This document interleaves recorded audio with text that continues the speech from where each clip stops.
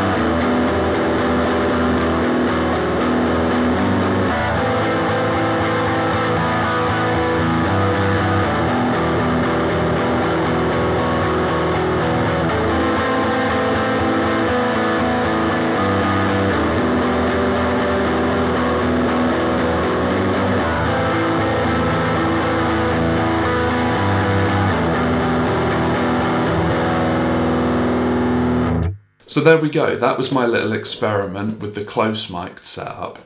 Let me know what you think down in the comments, but to me, having listened back to it, there are some very subtle differences, but in this use case, I don't think it makes a huge amount of difference. There definitely is a little bit of a something going on with the low end, but it's one of those things that by the time you've done a bit of processing to the sound and a bit of EQ and it's in a mix, you're never going to notice a difference. Now, of course, here I am talking about comparing the same cabinet, whether that's open or closed back.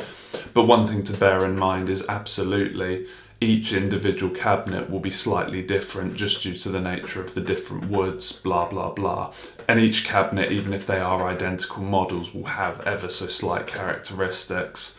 And I think really ultimately at the end of the day, if it sounds good, and that's the most important thing. And so that brings us really on to my thoughts on the subject.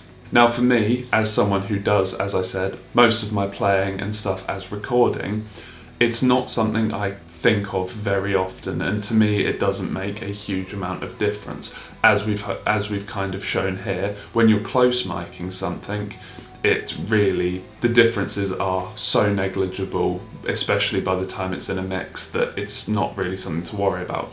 And things like speakers, the guitar you're using, your effects pedals, and a whole range of other stuff, even changing the bass and mid control on the amp, will make so much more of a difference than whether your speaker cabinet is open or closed back. The exception to this rule, and something I have done in the past that I have felt makes a difference, is if you're getting into some weirder recording techniques or you're using room mics and things like that. It's generally accepted that you do fill the room more with an open back cabinet. And from my experience, that is certainly the case. So if you are trying to do a room mic sort of thing to get a more natural reverb, or you have a nice recording space, all of, your general things that you do with a room mic, then an open back cabinet can be advantageous. Recording that demo that you heard, definitely I could feel that there was more of a difference, especially in the direction, but just how much sound there was sort of in the room being sat to the side of the amp. So I think the thing for me personally is that open back versus closed back makes a bigger difference when you're actually in the room or there is something picking up that sound in the room. I'm not saying it doesn't make any difference. I just think for me personally, there are lots of other things that make a much larger impact on the way your amp sounds. And so for me personally, whether the cab is open back or closed back isn't particularly high up my priority list, when I'm dialing in tones and trying to tweak things and get them exactly as I want them. Now, as with a lot of music production and playing live and tone chasing, this is fairly subjective and open to interpretation, and everyone will like a certain thing and like to do things their specific way. So absolutely let me know down in the comments if you have a preference, why that is, and what your use case for it is. Now, I know some people will probably disagree with me, and a lot of that might also come down to being genre specific. If you're playing higher gain stuff where a lot of your harmonics are accentuated, then potentially it could make a bigger difference. I would definitely be interested in trying this with some different amps and cabs to see if this changes my opinion at all. But for those of you less familiar or wondering about the differences, I hope this video does help, so let me know down in the comments if you're one of those people and whether it did help with your understanding. But I hope you do have a bit of a better idea now of the differences of open back or closed back. So I think that's going to just about do us for today. So as always, thank you very much for watching, and I'll see you in the next one.